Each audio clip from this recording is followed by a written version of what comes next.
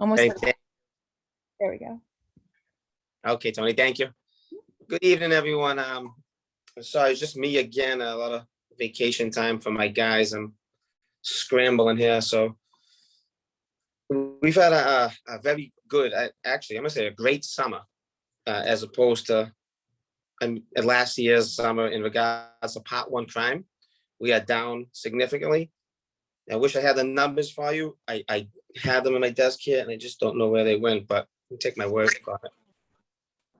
Okay, and compared to other Boston towns, we're doing really well. We're one of the safest places to live, especially up the Orient Heights. Guys are doing a great job up there. But the smaller nuisance crimes are still plaguing us. The package thefts. Now those thieves are going to the back porches and just snooping around. We actually have photos of suspects, but no reports. We actually can ID suspects, but nobody's reporting them. And I don't know if it's because the items are not, if they don't think they're value enough. But the more we report it, the more we can get these people off the street or at least away from our neighborhood. So all incidents involving package thefts, please call 911. And if you see anybody suspicious in the area coming out of your neighbor's yard, give us a call. It doesn't hurt. At the very least, we can do what is called a field interrogation report. We can put them in the area if the detectives, have a further investigation. It gives them a lot of help. Okay. We also have a new scam going on from the cell phones. People are leaving their phones in a bar, a restaurant, or I think the other place was a grocery store. They're watching you. They're watching you put your 4-digit number in. You're putting your phone down. They pick it up, 4-digit number, hit your Venmo, and send some money over to their account. We had a guy that lost out $7,000, and a few more with less money. But so you got to watch out your cell phone. Don't leave it down. Keep an eye on it. Be aware of your surroundings. Also, they got a Captain Martin or Lieutenant Martin, who's acting captain, wants me to tell you guys about the 311 is not for 911 calls. If there's a loud party, it benefits us and you guys to give us a call, 911. We go down there. More likely than not, we talk to them, the issue's ended. But 311 could take a week or two to get to us, and then we have to go out, and before then there's 5 or 6 parties have gone by. So that, and I just gotta, like I said, it's been a very good summer. It's also been a good month. Got one B&E to a commercial area up 1140 Saratoga Street, where a checkbook was stolen, a laptop, and some petty cash. The suspect has been identified in the investigation. What do we got here? Saratoga and Trident, there was a minor pedestrian struck, minor injuries. She didn't even want medical attention, and we had just an EDP with a knife of Brandywine, which seems like an isolated incident. The person doesn't even live in East Boston, so that's a great month. And you guys are doing a good job up there. Other than contacting us for these thefts, package thefts, and people suspicious in the yards and porches, it's been good. Do we have any questions? I see Kurt logged on. Is there questions for us? I haven't seen anything come up in the chat yet. We do have all of your contact information that we've shared before too, in case anything does come up and folks want to reach out. Anytime. Well, thank you so much for the update. Okay, Tony, I'll stay on for a few minutes just in case somebody responds in the chat. All right, sounds good. Thank you. Yeah. Thanks, everyone. Okay, up next on our agenda, we have City Councilor Lydia Edwards, and she actually has a new, sorry, I'm forgetting the word. Not assistant. East Boston liaison. Liaison. That was the word I was looking for, liaison. Yamina wanted to introduce herself. And then we have an update from Councilor Lydia Edwards. And you should be able to unmute Yamina. Sorry, I was having some technical difficulties. Hello, everybody. My name is Yamina. I'm Councilor Edwards' new East Boston liaison. I'm Eastie born and raised. I'm really excited to be working in this position. I'm happy to assist anybody. I will be dropping my email in the chat, so you guys all have my email and feel free to contact me anytime. Well, thank you so much. With that, I suppose we will move into Councillor Lydia Edwards' announcement. Hi, everyone. We're going to keep going around. I have some local business announcements, and then also just wanted to announce we formally launched the campaign as I'm running to be the next state senator for the First Suffolk and Middlesex. Some of the policies that I plan on working on are some of the things I've already been working on, including eviction ceiling. I wrote that law and gave it to Senator Boncory, former Senator Boncory. I've worked on the one thing that's pending that I'm really excited about, the home rule petition for zoning reform and reforming the entire ZBA is actually in the State House right now. I'd love to finish that sentence and fight to make sure our neighborhoods are fully recognized and fully represented. The reforms that are pending are term limits, positions on the actual ZBA, including the urban planner and environmentalist, looking at the standard for granting a variance. We're the only city actually in the entire Commonwealth that has our zoning, our ZBA controlled by the State House. And so it's, you know, along with many other things that the senator will be doing, a lot of the zoning conversations I'm working on and having right now as your counselor, I would continue to have as your senator. I think I'm very excited about the opportunity. The special election will be December 14th of this year. That'll be the primary. And the final or the ultimate election date will be January 11th. There's a lot of credible issues to discuss. I don't want to bore you with all of them right now. I just wanted to kind of give you the announcement and let you know the date.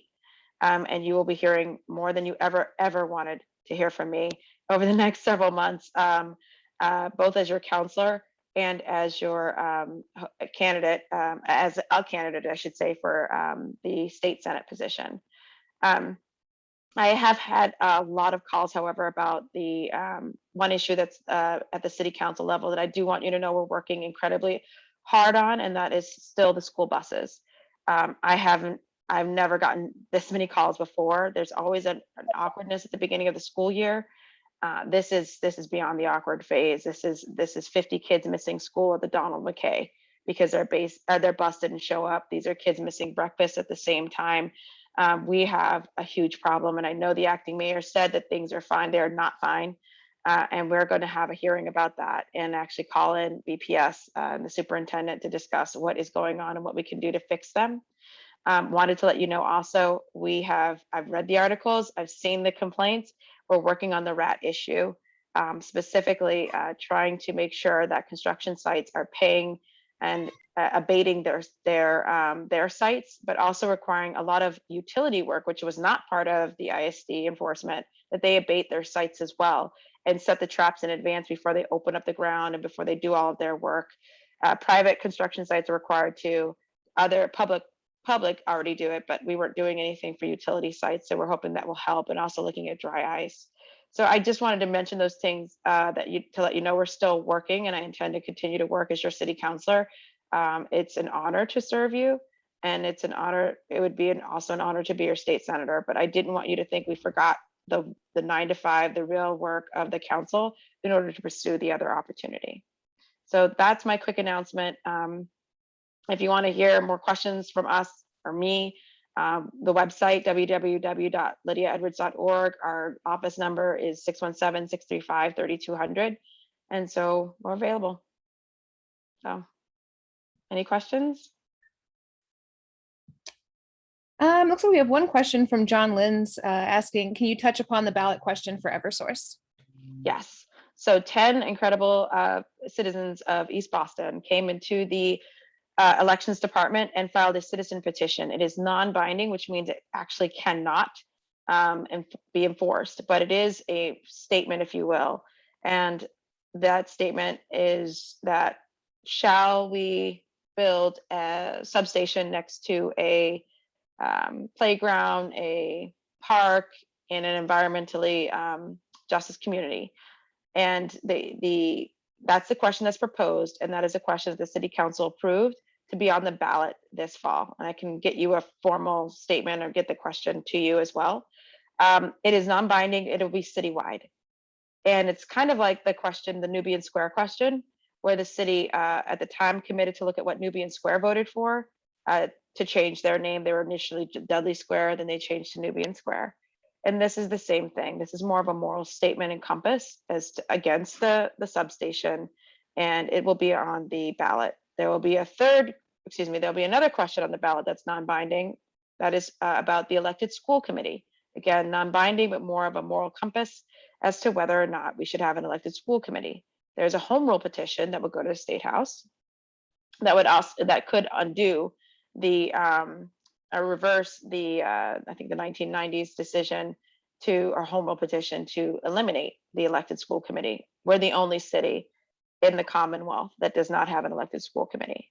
And finally, there's the ballot question that I introduced and that we have on there, question 1. It is binding. It would be changing our charter and allowing for us, a city council at one point, to engage back and forth with the mayor to check the mayor's power on all $3.7 billion and allow for what every other legislative body has, the ability to mend and to override the mayor's veto. So it's a huge shift in power, and it would be one that hasn't happened since 1909, so well over 100 years. The other thing it would do is provide for participatory budgeting as a requirement. They'll set up an office to set up the standards for it and the time frame. So it'd be the first major shift in government, Boston city government, in well over 100 years. And we can send you all 3 if you'd like, to Tony if you want, and you could send it out in a listserv or whatever you feel is more comfortable. But those are the things that are on the ballot this fall, along with the mayor and city council at large. Thank you so much. Mhm. Looks like we just had one more question come in from Gail Miller, asking how long can we anticipate that the ZBA reform will be addressed and realized at the State House? So it is still in committee. I want to thank all of you for showing up at the hearing that we had about it in municipalities. And the sponsor is Dan Ryan from Charlestown. And we are pushing to get this out of committee.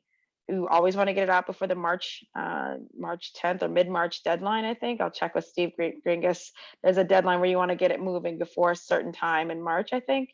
To get it out and hopefully get it moving on to Ways and Means. It's been filed in the House. So I think all we could do is continue to write and push and have our Boston delegation members, Representative Modero is a co-sponsor as well, to push this forward. Thank you again. Doesn't look like we had any other questions pop up in the chat. There was one asking about your email address, and Gabby and Ricardo provided the details for those. As Steve just corrected, it's the first week of February. We want this out of committee. So we will probably do another surge and hopefully organize another set of emails. And I'm sure Rep Modero will be pushing to help move it along. It would be a significant change, and as long as the city of Boston zoning is controlled by the State House, we'll always have to do it through these home rules.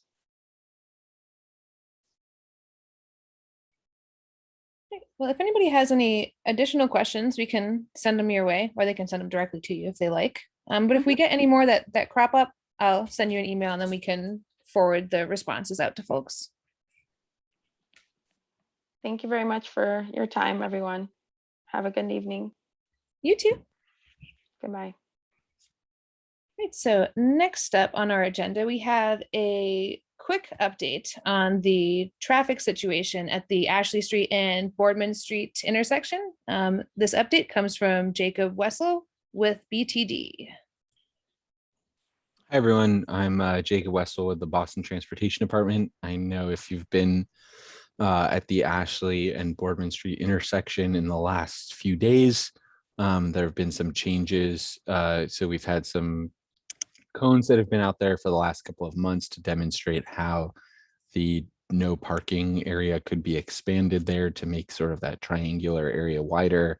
Now there have been some signs placed in the roadway and then some white flex posts and paint to delineate where there are areas for driving and parking and where there are areas not for driving and parking. There are some of those metal posts that have been put directly in the asphalt. We will be working to remove or move into the sidewalk as they've been placed a bit erroneously in places according to plans that we had reviewed. But folks should know that over the next couple of days, there will be a muralist, Felipe Ortiz, who's done other murals in the neighborhood, out there to paint a mural in this new space that's delineated by those white posts. But we will work closely with, particularly, I know there are some residents at maybe 95 Boardman and others on Layden Street that have a driveway there that need to be able to get in and out of it to ensure that that access remains once the mural is finished, and also to ensure that the that crosswalk there at Ashley Street, while we want to narrow things so that cars that are maybe speeding or going quickly can slow as they approach that crosswalk and then approach the now much clearer stop sign as cars from Ashley Street either merge with Boardman in the same direction or turn from Ashley and then turn left onto Boardman. We think those movements are much clearer now, that it will take just a bit of time there. We'll make sure that the movements from the driveways and a few other parking changes can be restored. Happy to take questions. The neighbors' observations, as I'm seeing here in the chats, it certainly it might depend who you ask. I think that folks want to be able to make the same movements vehicularly that they made in previously. Mostly installing metal signage into the asphalt is a new movement, so things do take a little bit of a time to adjust, but we want to address some of the issues that were brought to us by residents, in particular speeding and people driving the wrong way on Ashley, which is a one-way street. So it's a bit uncomfortable, and it takes some time to adjust when streets are narrowed compared to what they used to be. But that part of that is by design, is it makes cars slow down when there are vertical obstacles in their way.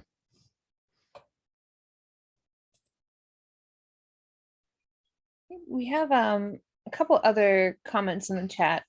The first one's from Donna Kurz saying, it was expressed to you when we all met in person that taking parking spots was frowned upon. It happened anyway. But thank you for moving the stop sign /line.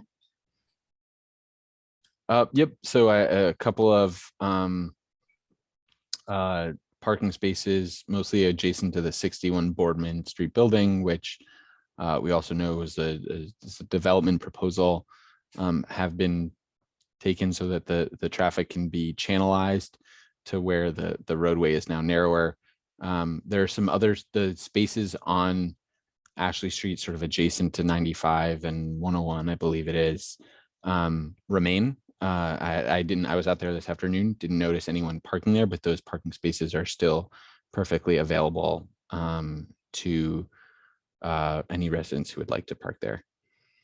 I noticed there's something else about sort of raised crosswalks or other thing, but the city sort of added this as sort of a separate priority. I would add these are similar treatments, so restrictions to parking adjacent to crosswalks, narrowing of places with an excess of asphalt. The geometry of this intersection is quite unique compared to some other neighborhoods, but this is sort of in a similar vein as other treatments that other neighborhoods are getting. But I would encourage people to look in the city Slow Streets program, which is how we evaluate deployment of raised crosswalks or speed humps, which I know has been brought up.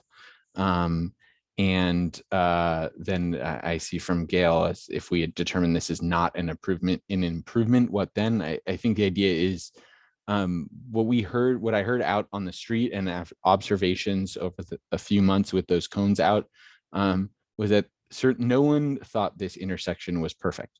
Everyone thought that something should be done, as there were lots of issues. There were some disagreements about what that should be. I've actually heard lots of positive comments about the idea that it's very clear now where, and I've seen today, school buses, UPS trucks, normal vehicles make this sort of left at a very predictable place from Ashley Street and then left onto Boardman towards the Rotary at Orient Heights. And so the idea is that we can make adjustments here. The really nice thing about this project, it is things like flex posts and paint that are on the ground, but as we remove the paint that was previously there, it can be changed and altered and removed.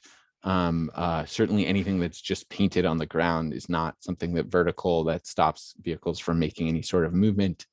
But there's adjustments that we can make over time as we're able to evaluate things. This isn't something where you have jackhammered up a road and put in curbs and concrete and things where if we do that, we know that will be in the ground for decades. This is more something that we can still use trial and error to evaluate over time. And please reach out to me via email and phone, and I'll put my information in the chat, as well as I don't know, I was on site today and you know, a half dozen neighbors came out to share their feedback with me. So I look forward to hearing from more of you. Thank you. And we'll include your contact information when we send out the meeting minutes too, in case folks have any questions or feedback for you. Great. Thank you. You're welcome. So let's see. Next up on our agenda, we have some people presenting from the project at the old casket company location. We have an introduction from Lou Tobias Jr., and then we'll move on to a presentation from Amy Corte.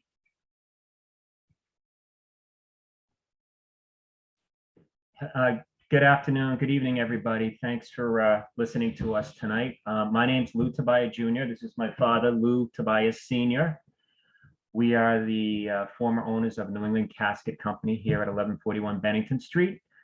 And we just, if you don't mind, we're gonna bore you with a little bit of our history here and kind of tell you what we're trying to do.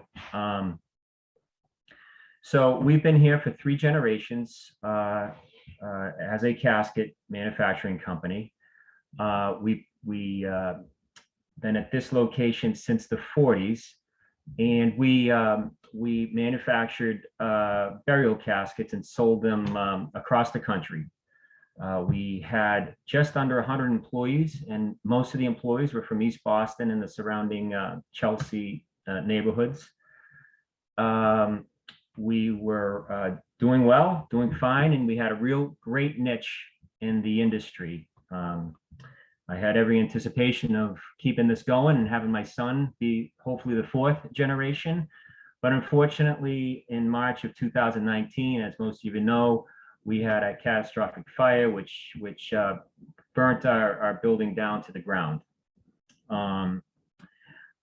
Before I get into that, I'd like my father just to give you a little bit of the history of how we got started here in East Boston. So I'll let you take it away. Hello, everybody. We go back a long way. We're East Boston people for a long time. We got started in East Boston in the late 20s with my father coming over from Italy.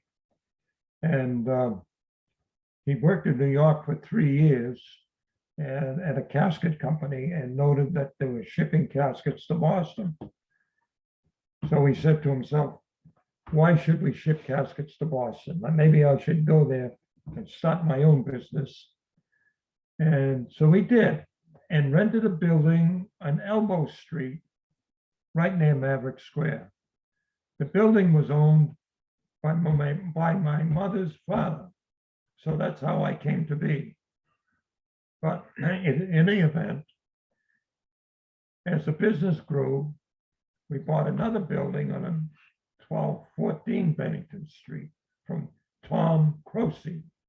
And believe it or not, he manufactured airplanes there. That was a long time ago. But since then, the war came, and we found it difficult to get product from the people that manufactured hardwood caskets. So we bought the narrow gauge roundhouse at this location and started manufacturing caskets ourselves. So this is how we came to be here. And unfortunately, we had this catastrophic fire, and we had to say to ourselves, what do we do? And we went through a lot of scenarios, buildings, and this, that, and the other thing, and found that the time lag between getting started again and producing caskets again was too great. So So during this, after the fire, and by the way, I just want to mention a couple of things. We just so people from East Boston may realize, if there was ever a funeral, a high profile funeral, believe it or not, it was probably, and if it was a wood casket, it was probably came right from our factory. We had a really good niche in high-end caskets, Jewish Orthodox caskets. But that's a little bit of a tidbit fact. I just kind of wanted to let you know there were some very famous people buried in our caskets, and we're really proud of that. But after the fire, we had to figure out what we were going to do. We had every intention of trying to rebuild. It was going to take way too long. We knew we couldn't do it here at this site. It was going to take too long. We looked elsewhere to buy a building, but the problem was any building we could find was too far away, and all our employees were from the East Boston area. It just wouldn't be efficient to get our employees up to Lawrence or Amesbury. So at one point we had to make a decision. We were not going to reopen. So what do? We went on an extensive search to try to figure out what is the best use of this land. We talked to many developers in different groups. We had groups come in from all over the place, some from out of state. We looked at hotels, we looked at warehouses. The big push was self-storage. They really came in hard and really wanted to get this piece of property to put some self-storage buildings up. What we decided to do was we want to do what's best for us in this property here. And we interviewed developers that we would feel comfortable with, that we would be a part of. And that's what we ended up doing. We ended up deciding on Redgate because they're a local company. They have experience in East Boston and the surrounding communities. And they were willing to work with us. We're not developers. We need their experience. So we decided to form a partnership to get this project off the ground. And that's kind of where we stand, right? yes, and I got to add, our main objective is to make this property an asset to the community. And this is our objective. And I'll reiterate, we're not going anywhere. We're in this project for the long haul. We're part of it. And on that note, I think I'll hand it off to the architectural team, Amy Corte and David Boyce, to go through what we've come up with.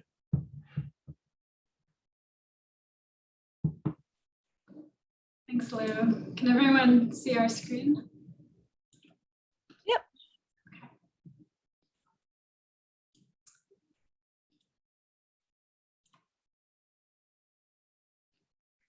So for those of you who don't know where the site is, the white hatch is outlining Lou and his father's site. Belle Isle Marsh is right here. The MBTA blue line is behind the site. And then we've got Bennington Street, which crosses over it.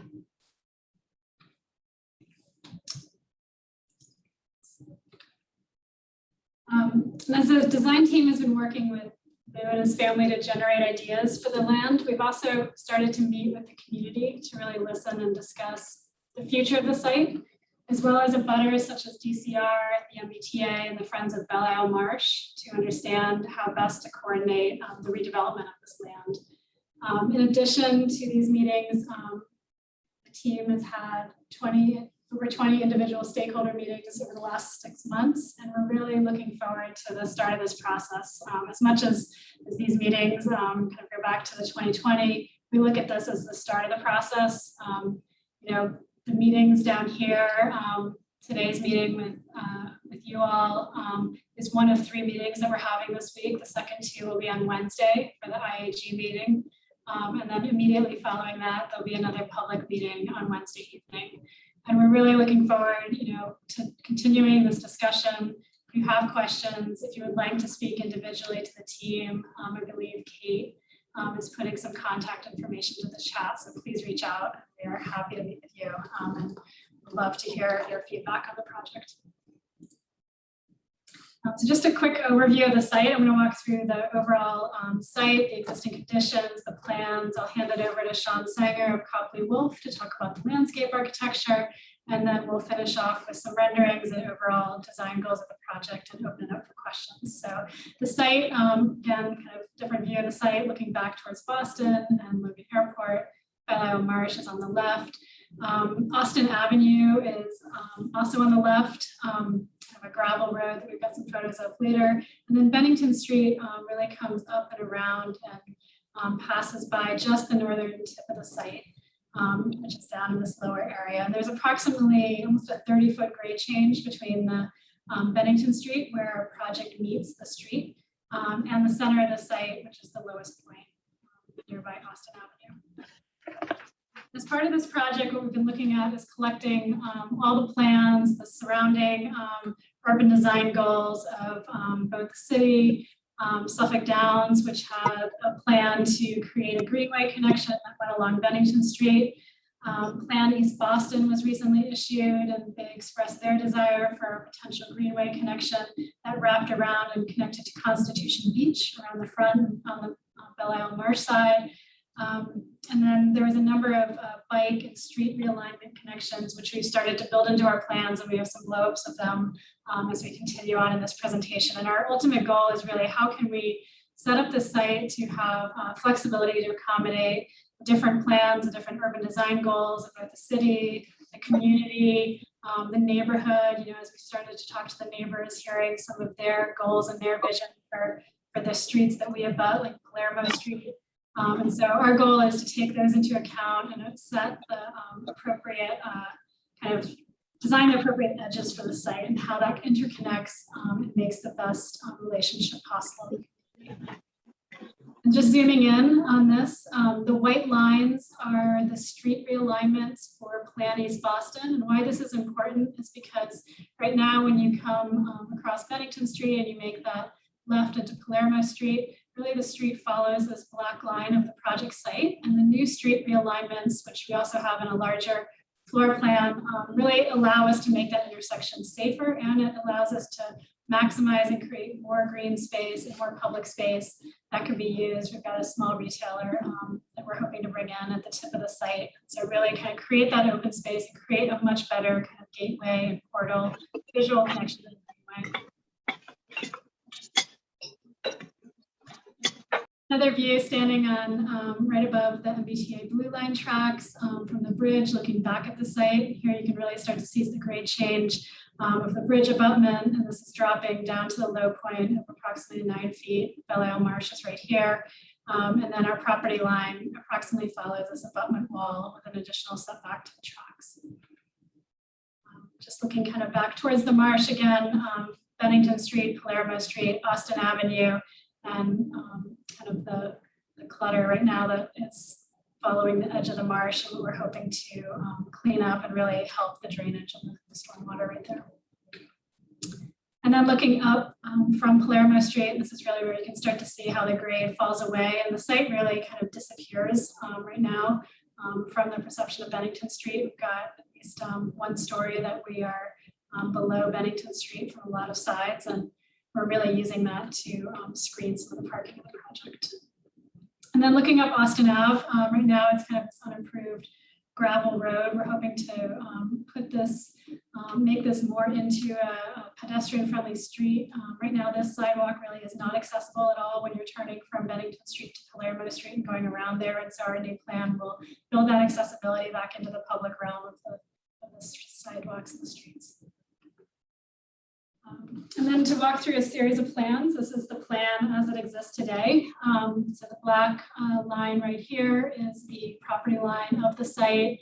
We have the MBTA blue line behind us, and then there's their rail yard and their storage area right here. The MBTA property goes up to approximately right here. Hopefully everyone can see my cursor. And then Austin Ave is a mix of ownership between DCR and then it's also shared. Half of it is shared by the site at Bennington Street for access. You can kind of see that tight intersection turn that we talked about earlier. And so the proposed site plans is kind of the overall plan looking down from the roof. We've organized the site into two buildings to take advantage of kind of this northern tip of the site. And this is really where you enter the site as a pedestrian. Our vehicular access and drop off is all down at Austin Avenue. We didn't want to have anyone stopping on Bennington Street. So we're bringing in any Ubers or any parking access to the center of the site to get them off of Bennington.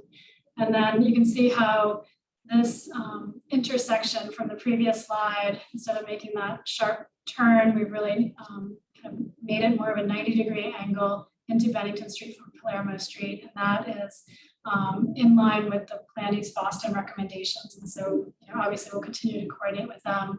And then just to address a question, because I think we've gotten this fairly frequently during the community and the neighborhood meetings, is this assumption that we're building over the MBTA tracks. That is not the case at all. We are approximately 10 feet back from our property line, and then there's an additional 60 to about 80 feet down at this corner for that setback from Bennington Street for the MBTA blue line. And so our goal is to not go over those blue line tracks at all. And really our goal of the site is to look at resiliency and how we can make this, make the T portion of it more resilient. So we're berming up slightly here to address the floodplain concerns and to help tee out now. Then just to walk through quickly the ground level, the first floor, and then the upper floor plan. This is our ground level plan. It's really at the elevation of Austin Avenue. And so it's about 1 story lower than Bennington Street, which does 2 things for us. It allows us to screen the parking from Bennington Street, as well as perceptually lower the height of these buildings. And so we're really trying to set this up as a nice continuation of the East Boston street grid. So people can walk down on the sidewalk here. Sorry, I'm gonna drink of water. And then to improve the MBTA property as well. So greening that up and really hoping to improve the edge of the Belle Isle Marsh. The city had asked for a bike lane here. We're really, looking to the community of where should that bike lane be. Now we're proposing it kind of along the edge of the marsh, but open to suggestions and really looking at it as more of a nicer open space and a nicer public realm that exists right now for the marsh. And then along the street level on Austin Avenue, we've lined this with a secondary entry space, co-working, and sectionally this really kind of goes up and ties to Bennington Street, along with bike parking for the residents and amenity spaces down here. On the next level up, and this level is where it meets Bennington Street, we have the residential lobby and the leasing off of Bennington Street. We're very close to both stations on the blue line. And then we've got a smaller retail space here, which you'll be able to see in some of the renderings. We've designed a series of outdoor spaces and decks, which will allow for public to occupy that and really look over the Belle Isle Marsh and get some kind of peacefulness from Bennington Street right now. And both these buildings are connected by just a 1-story, very thin, kind of lightly crafted bridge that connects both buildings. And then the upper floor plans you can see here.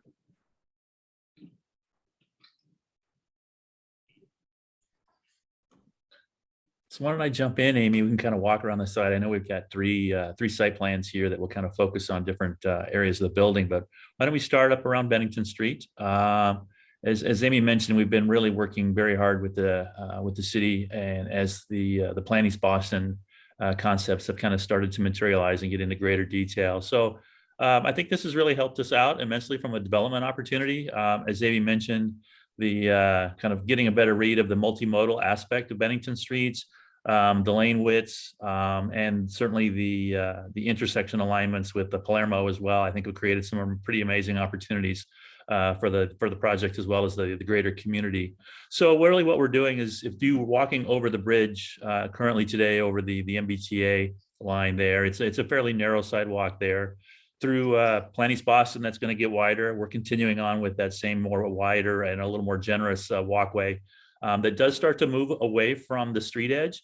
And as you can see, yeah, where Amy has the cursor there, kind of, it's a little bit more of that tan beige line that's hugging much closer to the building. And what that allows us to do is create a little more generous, a little more separation within the green space between the public sidewalk. And with the new multimodal aspect of Bennington Street, we have new raised protected bike lanes along the street edge there, which ties into the greater vision for the greenway and the bike lane connections there along the street. But once again, those have got buffers and the bike lanes themselves, and they're held back off of the street travel lanes. And then what we've done is really started to look at the green spaces as an additional separation. It creates an opportunity for us certainly to introduce street trees. Really, once again, what we're trying to do is kind of pull the marsh and the tree canopy up and start to blur the lines as to kind of where that kind of that stop and start. So it's really trying to bring that green shade and scale and canopy over onto the property, and starting to connect with obviously the green that you can see on the north side of the MBTA tracks is there as well. So we kind of talked about the sidewalk coming around the corner. This would be more towards the Palermo side. Amy mentioned the public terraces that are associated with the retail space. She also mentioned that there's about at least from this side, about a 12, 15, 16-foot grade change. So what we're doing is really looking at some terrace lawns. That's a little more architectural treatment of the grading along that slope, keeping that fairly flexible and probably a little more usable, to be honest. The alignment of Palermo now at that intersection and starting to tee that off both at Bennington and down closer to Austin Ave has given us a much wider and a much longer grade sidewalk along those edges.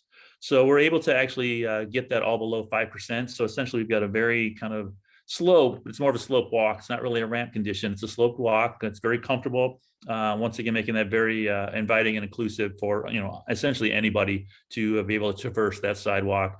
And then as you get closer to the kind of the entry, if you will, at street level, we've got the entry point there. We've got our drop off as well as the move-in spaces associated with that, with kind of a slip lane or pull lane off of Austin Ave. Once again, street trees along the edge, really trying to enhance that character and build off of what we have across the street over at the Marsh. And likewise, we do have visitor and guest bike racks associated with that as well at those entry points along that edge. And then the next slide, we'll get to the kind of the turnaround and building B. There we go. That specialty paving area in the center there, it's kind of that trapezoidal form. What we're really looking to do is have a very safe and a comfortable kind of a turnaround space. So you can imagine the Uber drivers or any kind of Grubhub or those kind of, or drop off, to be honest, with visitors. What we're looking to do is be able to have them come down Austin and to be able to make a turn essentially around in that zone and then to be able to head back out. We're really trying to avoid any kind of 3-point turns. You can imagine any backup maneuvers and kind of safety issues as it relates to trying to make this a very, very pedestrian environment. So that's kind of what's taking on some of that a little more angular form. But as you continue towards the MBTA property, we do have a second move-in space as well. And then that walkway continues down closer to the corner of the building. Yeah, exactly, where we do have a dog run. We've had some enough early conversations with DCR, and they've expressed concerns, and one of the biggest issues for them for kind of, I guess, negatively impacting the marsh, if you will, would be the kind of the free reign or free run of dogs. So they've asked us to kind of explore the opportunity where we're introducing a dog run as a part of the amenity package for the neighbors here.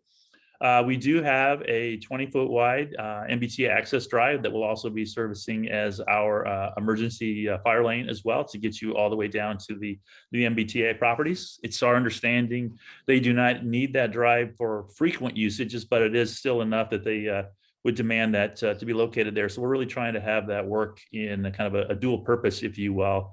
At the same time, taking that down to 20 feet from a much wider dimension that exists today to start to minimize that.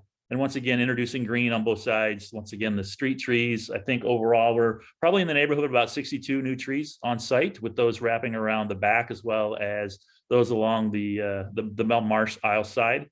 And really working to get that plant material once again. So it's very seasonal. It's native. It's the same character of the Belle Isle Marsh habitat there. We realize the kind of the environmental aspect of the plant material.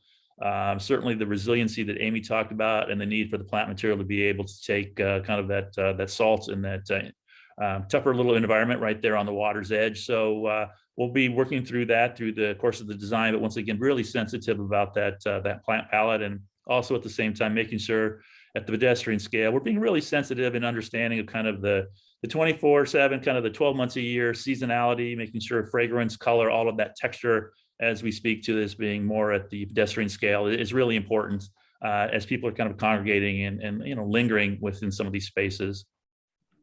I think we've got a few sections. Yeah, absolutely. Here we go. So hopefully this will kind of help illustrate some of the detailing a little bit better, rather than just looking at it in straight plan view.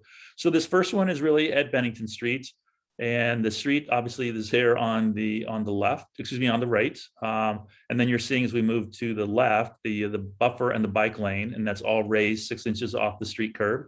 And then we're going up another 6 inches, and that'll allows us to generate the kind of the, what I'll call kind of the green buffer, which is the separation between the bikes and really the traffic, if you will, anything that's moving a little bit faster from the pedestrians, which you have on the left-hand side up against the base of the building.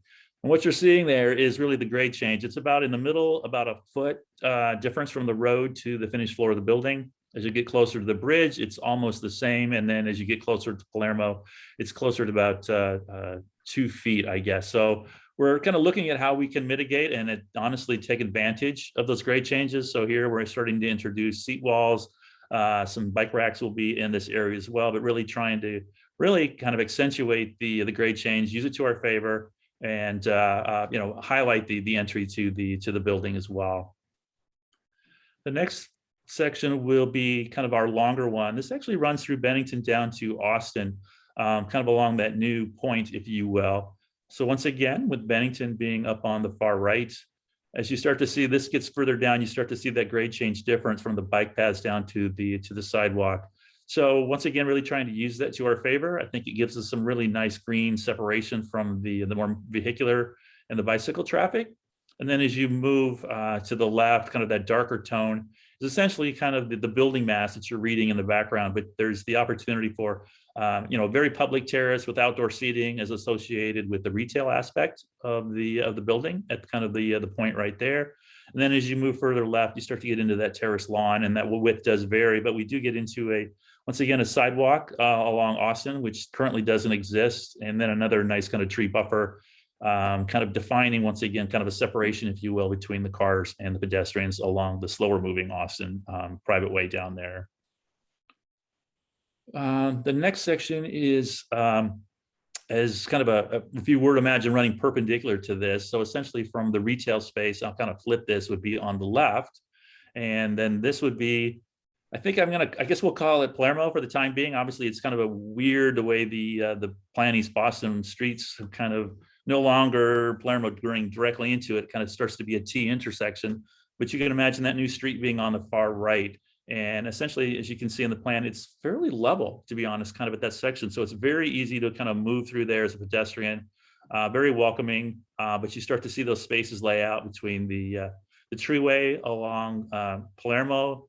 This would be that sidewalk we were showing, kind of running parallel to that, and then the green spaces between that and the project as well, further to the left, and the public terrace directly adjacent to the building, exactly, with the seat walls and some of the other flexible seating in there. And then the last section we have here is really more along Austin, closer to the Belle Isle Marsh. So once again, the marsh would be on the right-hand side with the DCR properties. So this is kind of where Amy alluded to the conversation, kind of the Plan East Boston graphic that we saw started to move that bike lane and that kind of multi-use path over to the opposite side of the street. Yeah, exactly, Amy. Thank you. We felt like it was a stronger kind of gesture and a stronger move to have that very kind of public element being closer to the marsh and the experience you would get with that. And at the same time, it started to reduce the number of car and bike kind of crossings with it being closer to the marsh. So we looked at that as a positive, and obviously that's something we would love to continue to discuss and make sure that we're kind of on the same page there. But then really the base of the building, we're looking to have, this is where that texture and the plant material will change to start to get into that fragrance, the color. It's definitely a space that you're going to kind of interact with and experience much closer and much slower being outside of the car or the bikes. So really, once again, really trying to bring in the tree canopy, which is what we're showing here, large canopy trees, clear sight lines underneath there, really trying to promote the views out to the marsh and kind of really trying to blur the lines and bring that marsh kind of environment, the planting across the street and engage the building. And I think, yeah, I was gonna say, I thought that was the last of the sections, Amy. Yeah, so in terms of our focus on sustainability and resiliency, we are targeting LEED Gold, 63 points. Like we do for a lot of these projects, we're looking at making it an all-electric building. Again, kind of taking the loads down and the carbon and the greenhouse gas emissions, lowering those as much as possible. The 62 trees that Sean talked about, a lot of our work with Sean is how do we maximize the landscape in all of these projects, whether that's landscape on grade, whether that's elevated landscape, as is the case between the south building on podium level. And then for resiliency, really looking at kind of the vulnerabilities of the site, vulnerability of the T really behind it, because that's really the piece of infrastructure that you know, we all want to protect as we go about our commutes. So we're subtly grading the site up from that existing grade to create a berm in the back, which ideally, you know, as the city plans out these larger berms for resiliency across the Belle Isle Marsh and across the waterfront and kind of these sites as a whole, it can ultimately connect in. And then, you know, the number of, you know, how do we use this site to really improve the habitat of the marsh, the habitat of the animals, especially the birds that are living in the marsh. And so being able to specify and to plant kind of new habitats that will hopefully, you know, extend and support those species in the marsh. And then, of course, you know, looking to the future of cars with electric vehicle charging and really maximizing the bike parking on the site, this TOD site. So overall, these are our statistics in terms of the energy reduction, the greenhouse gas emission reduction, and really looking at how we get to carbon neutral, should not say neural, building. The overall project program, just to go over this quickly. So we're proposing, upon the highlights, approximately a little bit over 1,150 square feet of retail, 221 new residences, 13% or 29 of those will be inclusionary development program units that are on site. And then the unit mix, we're really looking at how we can prioritize those slightly larger units, which is what we've heard in the East Boston community that they want. So 25 studios, 126 one bedrooms, 66, which is almost 30%, 2 bedrooms, but 4 units for the 3 bedrooms. For the bike parking, we're parked per the city guidelines, so 1-to-1 for the bike parking, and then for the vehicular parking, we're about 0.55 ratio for the spots that are below the building. In terms of the open space, if you just take that area within the property line, we're at about 38% of open space on the site. And then the offsite improvements, including the additional offsite improvements and open space, which is really what we're looking at maximizing, brings it up to an additional 33,000 square feet of open space. And then just to walk through some of the renderings on the site. So this is the rendering we saw earlier, looking back towards Boston with Belle Isle Marsh on the left, and then the new proposal. This is the building on the north side with the terraces and the terrace lawn that Sean spoke about earlier. Bennington Street is on the right here, and that you can see we've kind of blocked in the alignments and the plans for the Plan East Boston. It's the bike path. The sidewalk kind of peels off a little bit from Bennington Street, opening up into this retail space and outdoor area, which, you know, Lou really heard early on that you know, the community is really hoping to get some retail on the site. You know, it's a great kind of accessible path as you're walking to the T from Bennington Street. And if you could just swing by, stop in, you know, grab what you need, sit and enjoy kind of the view to the marsh. We're hoping that this can become a real amenity for the community. And then looking up Bennington Street, this is standing across this street. The site is right here. This is the fence and the billboard. This is the view that we're proposing. Again, kind of that north portion of the building. So we've got 4 stories of residential here. The ground floor is devoted to the lobby and the retail. You can see the future bike paths that are coming in from Plan East Boston. I saw that the comment in the chat for the raised crosswalk about, I think we've represented this as much as we can tell correctly from Plan East Boston, but you know, obviously happy to take the comments if a raised crosswalk is desired here as well.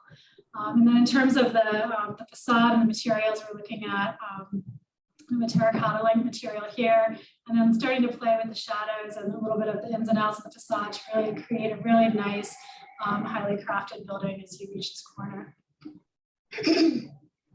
And then the view kind of standing at the end of Palermo Street as it meets Bennington Street with Orient Heights, and that hill kind of going up on the right side, the site right here on the left side, and then that future proposed view of the tip of the building as it hits Bennington Street with that retail corner, and then showing the glimpses down into the marsh that you get through that outdoor area. This is that green kind of separation in the buffer that Sean mentioned. So the sidewalk bends down slightly to meet the grade and then bends up again to meet and go over the blue line tracks. This is the separated bike lane here. And then just moving closer into the site, walking as if you're a pedestrian to that cafe, the marsh and that portal and view gateway into the marsh opens up to the area beyond. You can kind of start to see the path and a slightly meandering path. And really what we're looking at doing is creating this nice green buffer from Bennington Street to the retailers. You can sit here, you can enjoy you know, paper, coffee, catching up with friends, etc. And then coming up from Bennington Street again, Boston Avenue is down here on the lower left, Bennington Street is on the right. And then that sidewalk as it turns, and as we look to rebuild Austin Street with that accessible sidewalk connection. And then as we're looking at the materials of the building, it's really treating them as different planes. So it again appears as a collection of buildings as you move down the back. And then along Bennington Street, Orient Heights is up on the left side.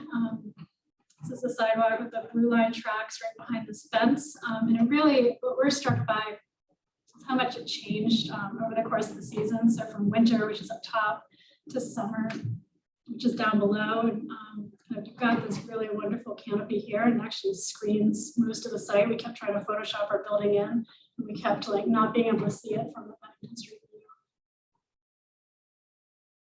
So we took this lower right photo in summer, and you can see the tracks beyond and photoshopped in kind of that approximation of what that view and what that building looks like. And so we've got basically this is the southern building. We're looking at creating some depth in these facades as they begin to kind of push in and out, creating some outdoor spaces and areas for the residences, and then really using this kind of play of light and shadow as it goes along Bennington Street to create a depth and a movement and a much more dynamic facade as you move along Bennington Street. So you get this series of facades that begins to change over the course of the year and over the time of day.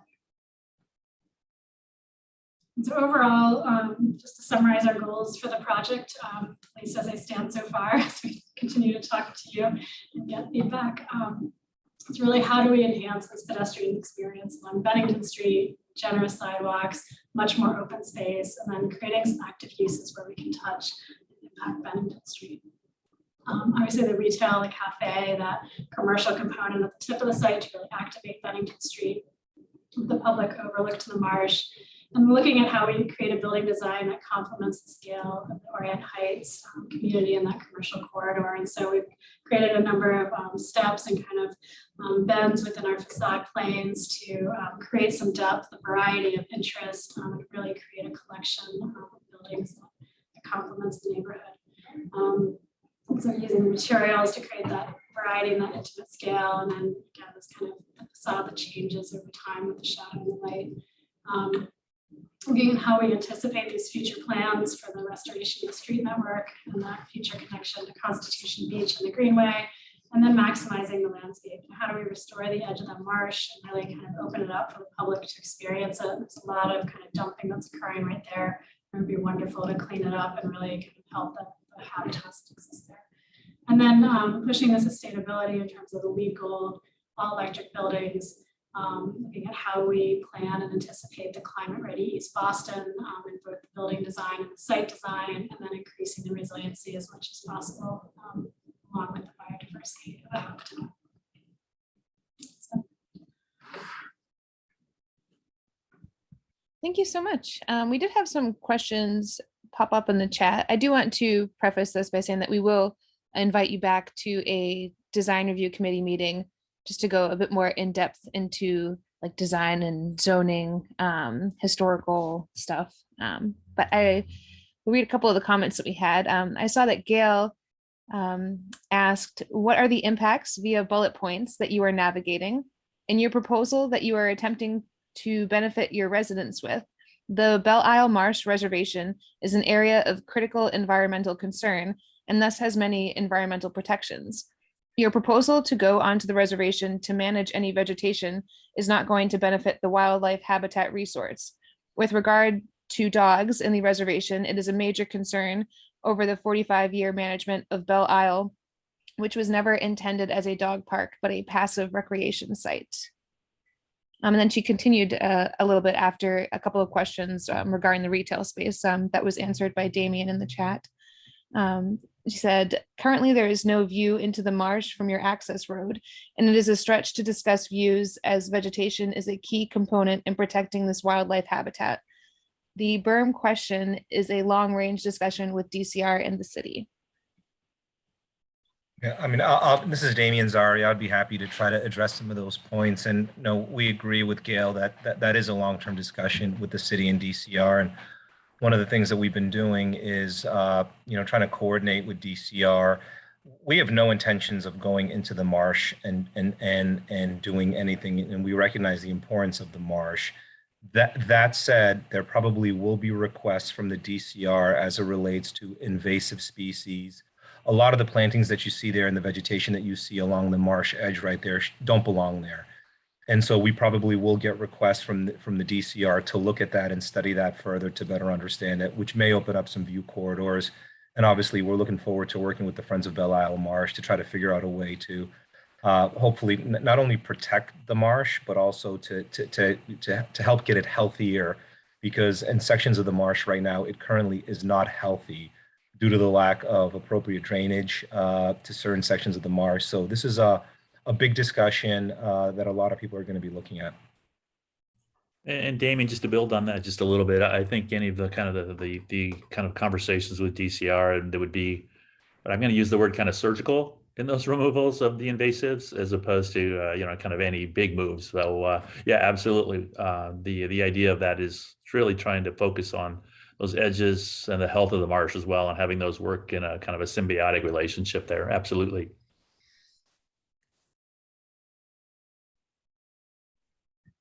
Thank you. I don't see any additional questions in chat. I will, just for the sake of the recording, read the question about retail and the answer. So the question was, how did the percentage of retail versus residential get determined? The answer to that was retail was located along Bennington Street where it could be visible and successful. I don't see any additional questions popping up.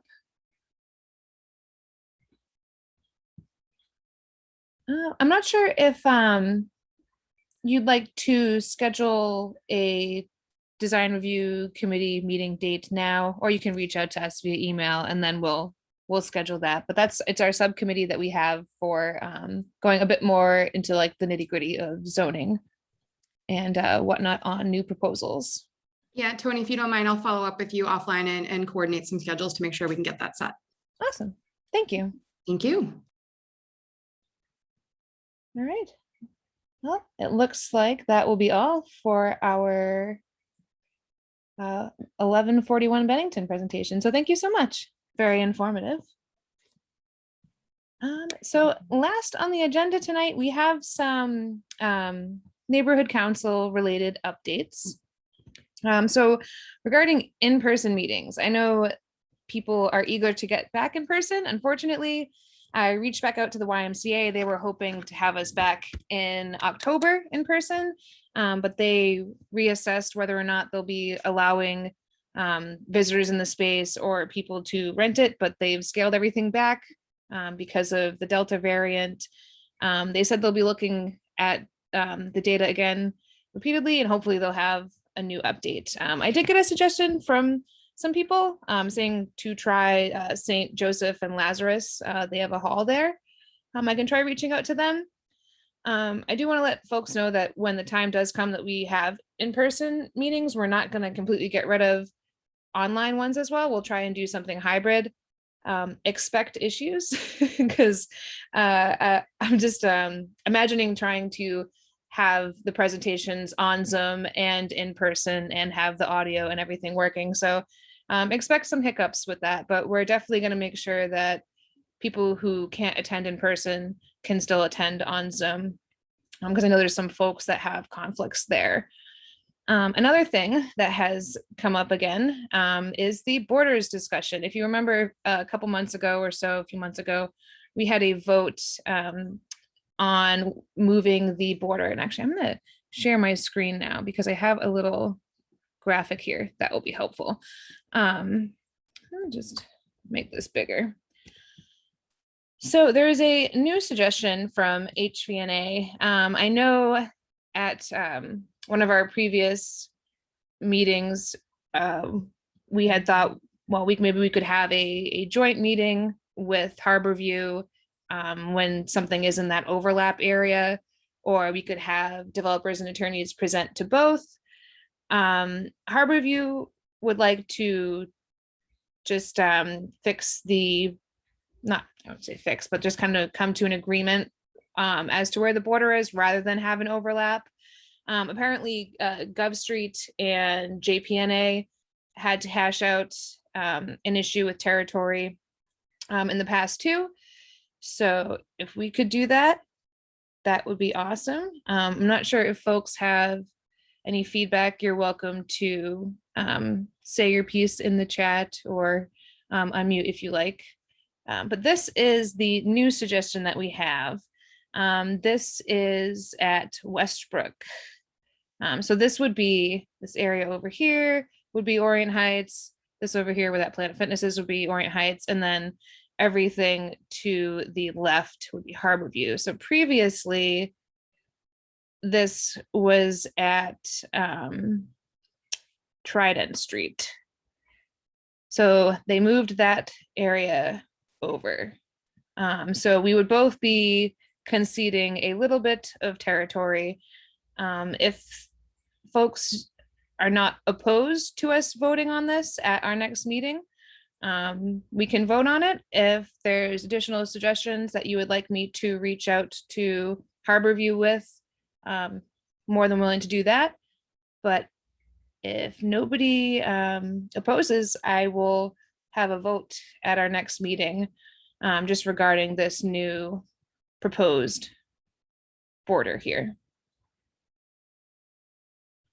So previously, all of this was also being considered Harborview, and now in this, yeah, so that entire area over there was Harborview in the previous suggestion, and now it would be considered Orient Heights. Let me just make sure I don't see any hands raised. I don't see anything in the chat. So with that said, I will put that, oh, let's see.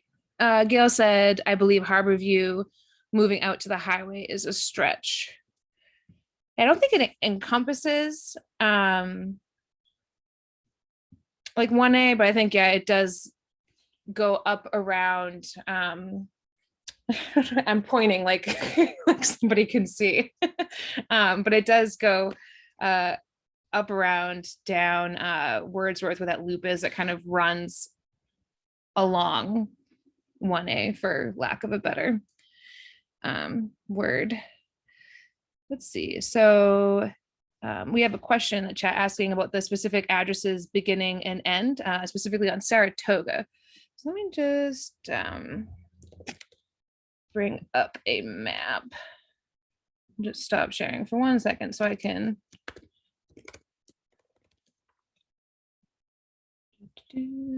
I want to say that is somewhere around the 800s of Saratoga Street that gets cut off at. So let's see. Let me share this again.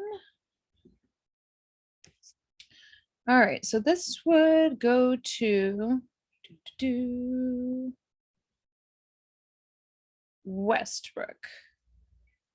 So let me just go back and make sure I don't mess up this picture. So that would be up until Brandywine would be considered Harborview. So it looks like starting at around 866, it looks like. Yeah, that would be Harborview. And then 870, whoops, 870 and down, or northeast, would be Orient Heights. So then 865, also in Orient Heights, and then 863, 864, that would be in Harborview.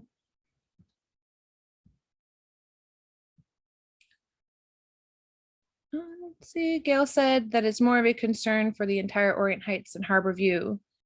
It seems to me the boundary should be along Saratoga. Go back here. Do you mean like cutting along Saratoga, Gail, or like, Yeah. like not Yeah. like excluding these houses here? I would say the east side of Saratoga should be Harborview. The west side should be Orient Heights. I mean, I just find it a stretch that Harborview oversight would go beyond Saratoga. I mean, that's certainly not Harborview. Oh, I see what you're saying, because they can't see the harbor there. Gotcha. I mean, their initial mission or intent was to protect the whole Harborview neighborhood because they felt, I guess, underrepresented.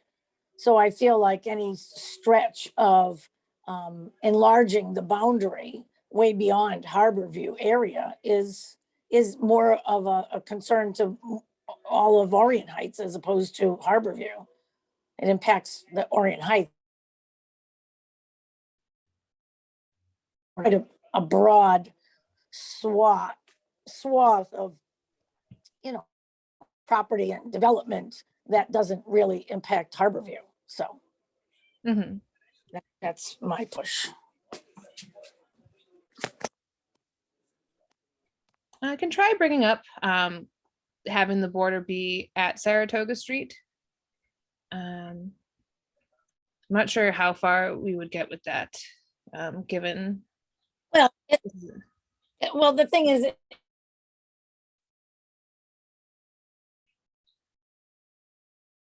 going back and forth will be a greater discussion. So, you know, I just don't think like, you know, they should get to enhance and enlarge their mission statement because they perceive there's sort of benign neglect or something. I mean, it just has never been fully vetted since the day off and had a plan. So the plan was never really reviewed. And then, yes, they, because of lack of further discussion and motivation, I guess, they just I mean, I have a personal issue about that, so. I can, I'll reach out to Harborview again and just let them know that we raised this border as a suggestion. I can keep it on for a vote next month and just provide an update. And then, I mean, hopefully, if we can come to like a better agreement, better border, then we can have more acceptable proposal to vote on. But it would be nice to just get this hashed out one way or another, hopefully soon. And I believe with that, that is the end of our meeting, as we don't have any development presentations. Just to give an update on those, earlier this month, we had 28-30 Swan and 116 Waldemar presented at our design review committee meeting. We provided feedback to the attorney with that proposal. 5 Breed Street presented, I believe, in July. They were supposed to come back this month, but that project is on hold. And our next design review committee meeting is Thursday, October 7th. That's at 6 p.m., a half hour earlier than this one. And our next regularly scheduled meeting is October 18th at 6:30. And with that, oh, let's see. Gail's asking, can we allow for updates, notifications, etc.? Sure. If anybody has any announcements or updates on anything, suggestions for in-person meeting places.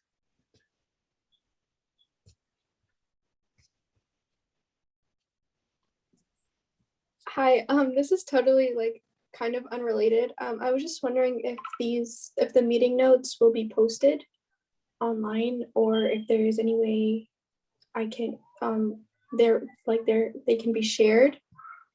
Yep, we send them out in an email and post them to Facebook. We do put them on the website. I tend to forget to update the website as often as I should, but we do have them. And we usually send them out like the night of, if not like the next morning, depending on if we're like waiting on an update from someone. That sounds good. I signed up for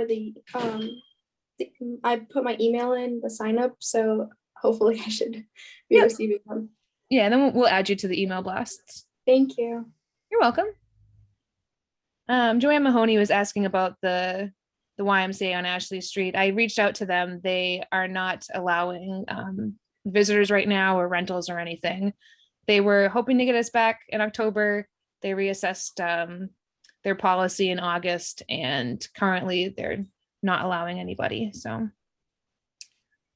Gail said there is a poster I'd like to get on the OHNC Facebook page.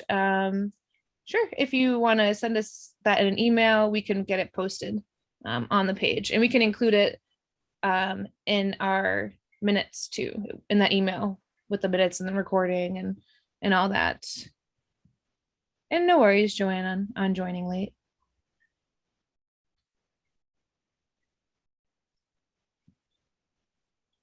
If that is all,